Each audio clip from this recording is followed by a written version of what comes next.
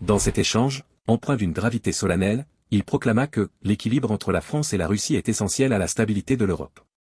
Ces mots résonnaient comme un appel vibrant à la raison, une invitation à transcender les querelles partisanes pour préserver l'harmonie continentale.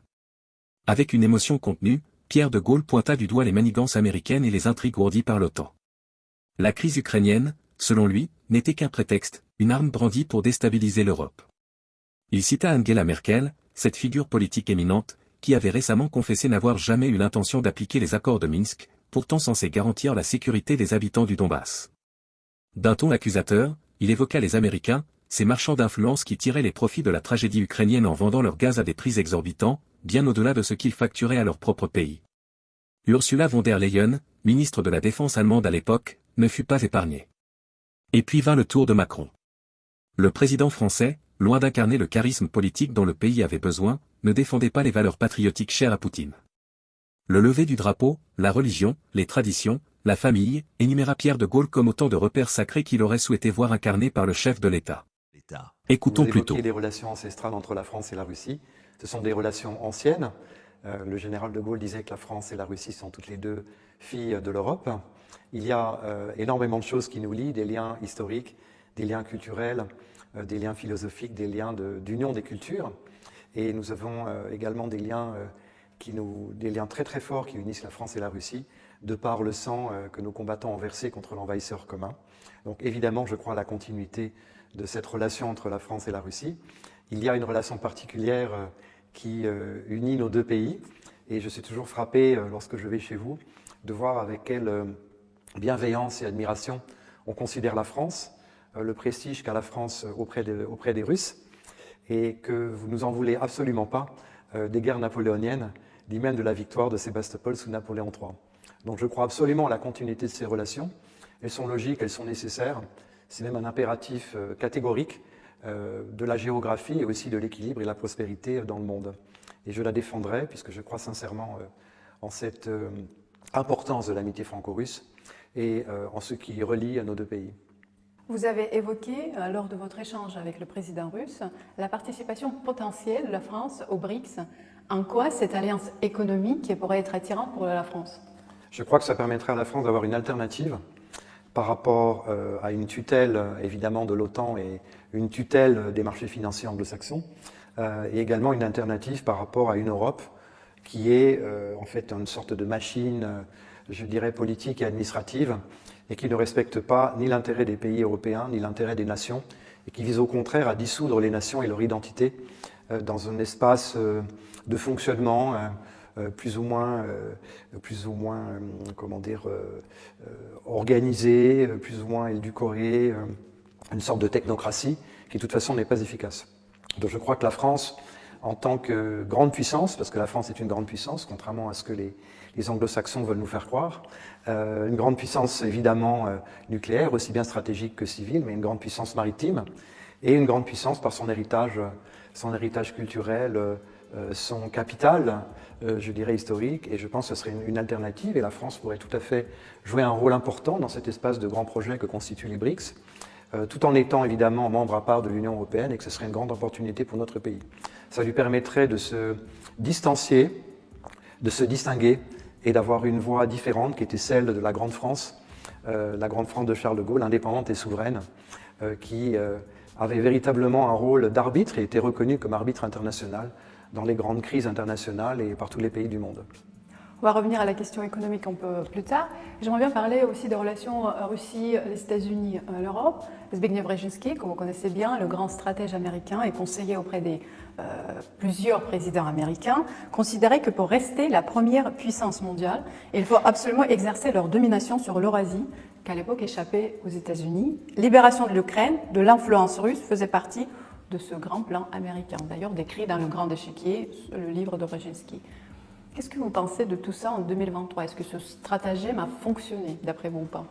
Alors, il a fonctionné jusqu'à présent, mais je pense que les Américains sont arrivés au bout d'un système, au bout de leur propre système, et que s'ils ne se renouvellent pas, ils sont condamnés à disparaître, peut-être pas de façon aussi catégorique, mais je dirais au sens littéral du terme, c'est-à-dire à être remplacés en tant que puissance dominante à la fois au niveau stratégique et également sur les marchés internationaux, par d'autres centres de pouvoir, d'autres centres économiques, d'autres centres diplomatiques. Parce qu'en fait, ce plan a été très clairement établi à l'issue de la Première Guerre mondiale en 1945, où très tôt, alors ça s'est manifesté à travers l'opposition de la Russie communiste, puisque vous savez que le Parti communiste est interdit aux États-Unis.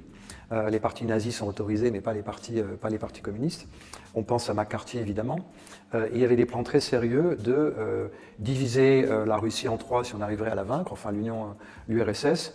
Donc une partie européenne, occidentale, qui serait absorbée par les pays européens, en tout cas par l'OTAN.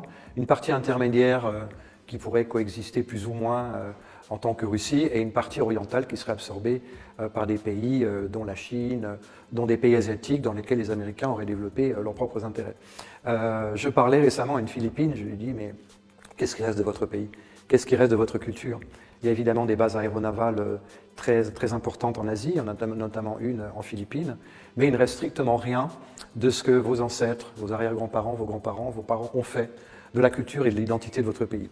Les Américains, pour exister, ont un besoin d'asseoir et de continuer cette suprématie et cette domination aussi bien militaire qu'économique sur les autres pays du monde. Je crois qu'il faut toujours se souvenir de la guerre du Vietnam. La guerre du Vietnam, c'était une défaite américaine d'une guerre conduite trop loin face à un peuple courageux qui a su résister avec très peu de moyens, mais surtout un esprit de patriotisme et une cohésion qui est extrêmement forte. C'est une guerre qui a ruiné les États-Unis et qui a poussé l'Amérique à abandonner les accords de Bretton Woods en 1971, c'est-à-dire les talons or du dollar. C'est-à-dire que le dollar n'était plus garanti par une contrepartie d'or physique pour crédibiliser sa monnaie sur les marchés internationaux. À l'époque, le dollar était encore la seule monnaie de règlement sur les marchés internationaux. Depuis, les Américains, pour asseoir leur diplomatie, et je tiens à préciser que je ne suis pas du tout anti-américain, j'ai des amis américains, vous avez des gens éclairés, des gens qui comprennent les équilibres du monde aux États-Unis, comme Elon Musk, comme certains professeurs d'université américaine avec qui j'ai la chance d'avoir fait des conférences sur ce qui unissait les cultures, sur comment réunir les peuples autour de l'entente, de la coopération et du dialogue autour de la paix. Il y a des bonnes âmes, mais il y a aussi un esprit impérialiste, c'est un mot soviétique, mais je crois qu'il a encore sa place, puisque les Américains ont 800 bases militaires dans le monde, et qu'il est essentiel pour eux d'essayer de recouvrer ce rôle de puissance dominante, à la fois militaire, politique, mais aussi économique, puisque les Américains ont 34 000 milliards de dollars de dette, et que le problème majeur pour eux maintenant, et depuis quelques années, c'est le refinancement de cette dette, et qu'il y a de moins en moins de pays qui sont prêts à racheter de la dette américaine, pour deux raisons. D'abord parce que le dollar est devenu une monnaie de sanction, c'est-à-dire une logique de bloc. Soit vous êtes allié des États-Unis, et à ce moment-là on coopère, on rentre dans un système de participation économique. Alors vous êtes évidemment toujours dépendant à travers le FMI, à travers des prêts, à travers le dollar, mais vous êtes surtout aligné. Et si vous n'êtes pas aligné, vous êtes hostile. Vous avez vu à quel point le droit américain s'est imposé à travers la lutte contre le blanchiment, l'échange automatique d'informations dans l'économie mondiale. Pour ouvrir un compte en banque ou un compte d'assurance vie, vous devez donner à votre banque l'autorisation de donner au fisc américain sur simple demande tous les renseignements qu'ils veulent, même sans aucun indice d'américanité. Donc ils ont réussi à transposer le droit américain sans aucune réciprocité dans tous les pays du monde. Et les Américains sont en quête de cette suprématie. Donc le conflit en Ukraine, comme d'autres conflits dans le monde, sont des conflits qui sont évidemment économiques. Les effets maintenant sont à peu près évidents aux yeux de tout le monde. Je crois que le peuple français n'est pas dupe, le peuple européen n'est pas dupe. Les sanctions profitent aux Américains. Les sanctions appauvrissent les États d'Europe dans leur ensemble, en créant des récessions, en créant des difficultés d'approvisionnement, puisqu'évidemment, ça coupe la chaîne d'approvisionnement des matières premières pour les entreprises. Et tout le monde en subit les conséquences, avec l'inflation, la hausse de l'essence, le prix de l'agroalimentaire, la hausse des taux d'intérêt. C'est même en train de provoquer une crise grave en ce qui concerne l'immobilier, qui est encore accentuée par le fait que les lois dans certains pays, dont la France, visent à supprimer le droit de propriété. Je m'avais rajouté également par rapport aux bases américaines. Récemment, on a négocié 17 bases en Finlande. En ce qui concerne l'économie, le deuxième paquet de sanctions a été accepté par l'Union européenne il y a 2 jours. Donc, effectivement, que l'escalade n'est pas pour demain. Vous avez changé votre opinion sur les événements en Ukraine ou pas depuis l'année dernière quand on s'est vu? Je pense que, encore une fois, la situation évolue. Chacun sait que l'Ukraine et la guerre en Ukraine est une tragédie avant tout pour les Ukrainiens.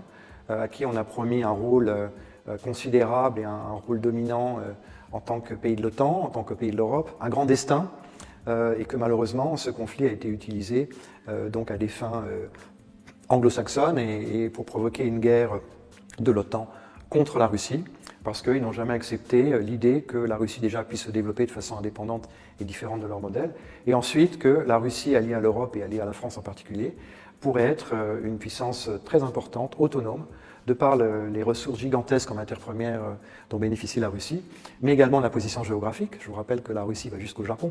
Le port de Vladivostok alimente toute la partie chinoise, également la Corée du Nord, la Corée, le Japon.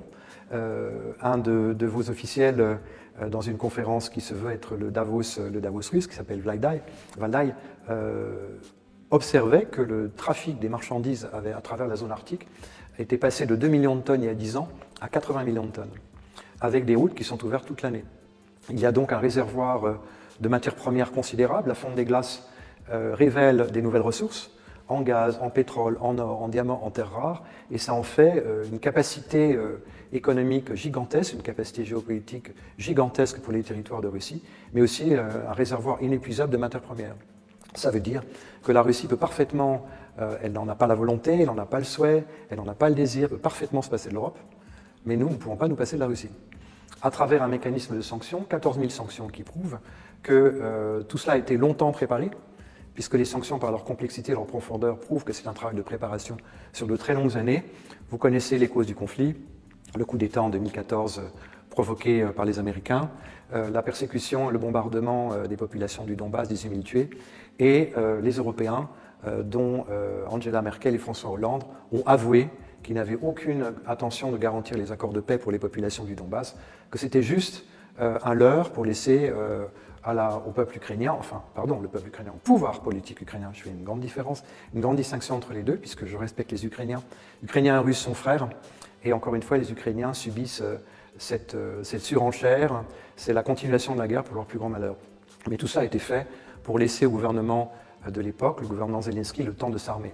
Et encore une fois, Arestovitch, qui était un ancien conseiller de Zelensky, il a eu cette interview en 2019, on lui demandait qu'est-ce qui était mieux pour son pays. Mais la guerre. Il était persuadé, comme certains pays de l'OTAN, que la guerre allait provoquer un effondrement du régime du président Poutine et surtout un effondrement de l'économie russe. J'ai eu une discussion avec des gens éminents, instruits, énarques en France, qui m'ont dit « Mais comment peut-on imaginer qu'un pays qui voit la chute de 50% de ses importations survivre ?» Je disais « Regardez, mais vous ne prenez même pas en compte, vous n'imaginez même pas la capacité qu'a la Russie de se réorienter à l'Est, de se moderniser à l'Est, de s'approvisionner à l'Est auprès de sources diversifiées, et vous verrez que l'Europe sera la grande perdante. Les faits me donnent raison. La Russie va avoir une croissance supérieure à 6% cette année, avec 14 000 sanctions, un déficit de la balance commerciale seulement de 1%, et la Russie devient le leader, ou un des deux leaders, je pense aussi à la Chine, du monde multipolaire à travers les BRICS. C'est un formidable espace de grands projets, un formidable espace économique, aussi diplomatique et de réalisation, et je pense que la France, comme d'autres pays européens, ont tout intérêt à s'associer à cet gigantesque espace d'opportunités. Vous parlez de l'intérêt de la France, et c'est rare, parfois on attend les intérêts des autres. On a l'impression que les Français sont beaucoup plus pour les intérêts des autres que pour les siens. De toute façon, nos auditeurs, chaque fois, dans les commentaires, ils le disent. Cette année également a mis en valeur l'obsolescence, en quelque sorte, et l'impuissance de l'ONU. En quoi sert réellement cette institution qui finalement a été créée pour équilibrer la paix et la maintenance de la paix dans le monde? Je pense que par rapport à la question que vous m'avez posée tout à l'heure, le monde entier se rend compte que l'OTAN a perdu, que les États-Unis ont perdu cette guerre donc en Ukraine, parce qu'ils n'ont plus les moyens de la continuer. Ils n'ont plus les moyens de la financer. 180 milliards ont été donnés à l'Ukraine avec des résultats tout à fait contestables en termes d'avancée militaire. Sinon, une crise économique considérable. Pour un pays qui a déjà vendu la moitié de ses terres agricoles à des fonds anglo-saxons, pour un pays dont la corruption est absolument avérée. On parle de l'entrée de l'Ukraine dans l'Union européenne, on en est extrêmement loin. Déjà parce qu'on ne peut pas faire entrer un pays européen qui serait en guerre. Ça serait une guerre directe avec un pays de l'Europe, ça n'a absolument aucun sens. Ensuite, parce que c'est un pays qui doit se réformer de fond en comble. Et on a encore une fois menti au peuple ukrainien, comme on a menti au peuple européen en leur faisant croire que ce serait une chose facile. Les Russes ont un réservoir de temps de personnes, de matériel considérable. La capacité de production industrielle, militaire est 8 fois supérieure à celle des pays de l'OTAN. Ils ont une avancée technologique de plusieurs années et l'OTAN est incapable de continuer la guerre. Je vais répondre à votre question en ce qui concerne le coût. On a donné, et c'est une hypocrisie à mon avis, dans le cadre d'une stratégie de not enough to win but enough to survive, donc pas suffisamment pour gagner mais suffisamment pour survivre, c'est-à-dire alimenter une surenchère de guerre absurde, des stocks d'armes anciens, des stocks d'armes pris sur les pays européens de l'OTAN qui avaient 30 ans d'âge. Simplement, les stocks d'armes sont vides. Ça veut dire que les pays européens sont obligés de recompléter avec des armes modernes, déjà le stock d'armes pour eux-mêmes, pour assurer leur propre capacité de défense, et ensuite pour fournir des armes à l'Ukraine. Donc le coût s'en trouve déjà automatiquement multiplié. Le Congrès américain n'arrive plus à fournir une aide suffisante et conséquente aux pays ukrainiens, mais tout ça est une stratégie délibérée pour refiler le bébé aux Français, oui, bien sûr, et aux Européens, passez-moi l'expression. Donc les Européens vont se retrouver pris avec cette charge de guerre qu'ils ne pourront absolument pas soutenir, à la fois en termes de ressources et à la fois en termes de moyens financiers. Donc, pour moi, les jeux sont faits. Je pense qu'il faut aller absolument vers un accord de paix, vers des accords de paix, ce que plusieurs pays ont essayé de faire, dont Gordon Bennett, vous le savez, au mois de mars de l'année dernière, torpillé par Boris Johnson, jusqu'à 8 accords de paix dans le détail, dont toutes les initiatives aussi parrainées par le président turc. La main tendue, les pro-russes le savent, mais on va me dire « Ah, mais vous êtes complotistes, vous êtes très pro-russes », mais non, les Russes ont tendu la main. Et il faut absolument s'asseoir à la table des négociations. La seule solution est diplomatique, elle ne peut plus être militaire. Maintenant, on part dans des discussions sur l'entrée de l'Ukraine dans l'Europe. Chacun sait que ça coûtera 180 milliards sur 5 ans au bas mot. Les États européens, l'OTAN n'ont plus les moyens de continuer cette guerre. Je pense qu'il faut revenir à la raison pour la paix, pour la prospérité dans le monde et surtout pour la prospérité et la paix en Europe. Ces sanctions appauvrissent l'Europe considérablement. Elles enrichissent les États-Unis, qui vendent du gaz naturel liquéfié 4 à 7 fois plus cher que dans leur propre pays, qui tirent parti de l'effet refuge du dollar pour financer leur propre dette, et surtout qui, en élargissant l'OTAN, et ce sont les promesses qui ont été faites dès la Nouvelle-Russie après la fin de l'URSS, de ne pas élargir l'OTAN à l'Est, condition de la réunification allemande, eh bien, on étend l'OTAN à l'Est, et chaque pays devra dépenser 2% de son PNB en armement, évidemment, majoritairement en armement américain. Il y a donc une logique dangereuse, une logique de déséquilibre, et je crois qu'au-delà, j'avais l'occasion de le souligner lors du Club Waldheim, mais également au Forum de l'Union des cultures à Saint-Pétersbourg et dans d'autres conférences que j'ai pu faire par ailleurs, il faut bien comprendre que ce conflit est un conflit de civilisation. C'est un conflit fondamental entre, d'une part, des pays du BRICS qui représentent une dynamique considérable économique, politique et diplomatique, qui veulent préserver l'identité des peuples, qui veulent préserver les valeurs fondamentales de la famille, de la foi, la spiritualité, les traditions. Ça représente quand même 2/3 de la planète. Et de l'autre, un monde anglo-saxon qui est un monde de marché financier, un monde de consommation, un monde de plaisir et un monde de court terme. Et c'est un véritable conflit idéologique entre les deux. C'est pour ça qu'à mon sens, ce conflit va nécessairement s'étendre et se diversifier, prendra des formes différentes, parce que les États-Unis jouent leur propre survie, sauf à se réinventer, parce que les initiatives leur sont ouvertes de faire autrement, à travers des accords bilatéraux, de reconnaître qu'il y a d'autres puissances, d'autres alternatives, d'autres identités, d'autres équilibres. Et je crois fondamentalement à cette nouvelle dynamique. Je suis optimiste, je crois en la paix, et c'est ce que je m'efforce de défendre. Justement, je voulais parler de nos valeurs. Et si on revient à l'histoire, le 10 décembre 1944, à Moscou a été signé le pacte d'alliance franco-soviétique qui impliquait une assistance mutuelle contre toute menace militaire allemande. Donc le général de Gaulle, à l'époque, trouvait les moyens de coopération avec l'Union soviétique de Staline. 80 ans plus tard, la Russie est séparée de l'Europe, elle est séparée de la France. D'un côté, donc, l'Union européenne, je suis obligée de le dire, l'Union européenne, accuse la Russie de ne pas correspondre aux valeurs occidentales, et la Russie accuse l'Europe d'être vassalisée par les États-Unis. D'ailleurs, le président Poutine l'a dit récemment pratiquement la même chose quand il s'est adressé au peuple russe. Y a-t-il encore des valeurs, s'il y en a, qui pourraient nous rapprocher? Oui, je crois à l'union des cultures. Nous sommes européens, il y a énormément de choses qui nous réunissent. Une culture commune, une histoire commune, des philosophes, des écrivains, une coopération scientifique, une coopération intellectuelle, les échanges d'étudiants, une coopération artistique. Les Russes sont européens, il y a beaucoup de choses qui nous relient, et ce n'est pas les responsabilités intellectuelles, ni même les responsabilités politiques de dirigeants en Europe et en particulier en France, qui ne suivent que leur agenda personnel, qui vont détruire ce capital. J'y crois profondément. Il y a cette relation de sympathie, cette relation de réciprocité. Il y a aussi tous nos échanges. Les sanctions, pour moi, sont une gigantesque hypocrisie. Je vais vous donner 2 exemples. La Russie fournit 20% de l'uranium américain, qu'il achète bien volontiers. 60% des métaux industriels proviennent de Russie, sans quoi il n'y aurait plus d'industrie en France et en Europe, notamment les industries automobiles. Il y a toujours ces échanges qui continuent. On achète toujours du gaz naturel liquéfié russe parce qu'on ne peut pas faire autrement. Ça prend d'autres circuits, tout le monde le sait. Donc je crois qu'il faut arrêter là cette hypocrisie.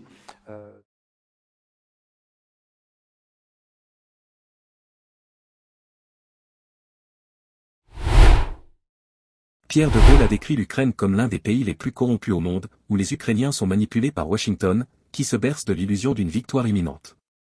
Sa voix, pleine d'indignation, résonnait comme un cri d'alarme, une mise en garde contre les forces obscures menaçant la stabilité fragile de l'Europe.